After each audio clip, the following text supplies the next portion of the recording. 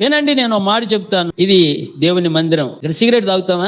మగాళ్ళని అడగాలి, మిమ్మల్ని అడగకూడదులే. అయ్యా, సిగరెట్లు తాగుతామా? బూతులు మాట్లాడతామా? చెప్పండి. అమ్మ మందిరం, చెప్పులు కూడా వేసుకుదాము, అబద్ధాలు ఆడకూడదు, లేకపోతే సిగరెట్లు తాగకూడదు. తాగుడు కూడా కొంతమంది అంటారు, ఏ గుడికి వెళ్తే తాగకుండా వెళ్ళాలయ్యా, నేను తాగటం మానేసాక అప్పుడు వస్తా అంటారు కొంతమంది ప్రబుద్ధులు. తాగుతూ రాకూడదండి ఆలయానికి, మందిరం దగ్గరికి, ఎక్కడికైనా పోవచ్చు, కానీ యేసు ప్రభు దగ్గరికి మాత్రము తాగి రాకూడదు. తాగుడు మానేసి రావాలి. మరి ఎప్పుడు వస్తావు?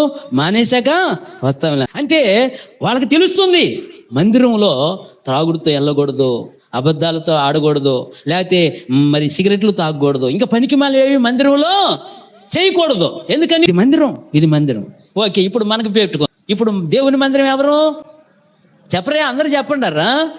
అప్పుడు మన మందిరంలో ఏముండొచ్చు? తాగుడు ఉండొచ్చా? బూతులు ఉండొచ్చా? సిగరెట్లు ఉండొచ్చా? అబద్ధాలు ఉండొచ్చా? వ్యభిచారం ఉండొచ్చా?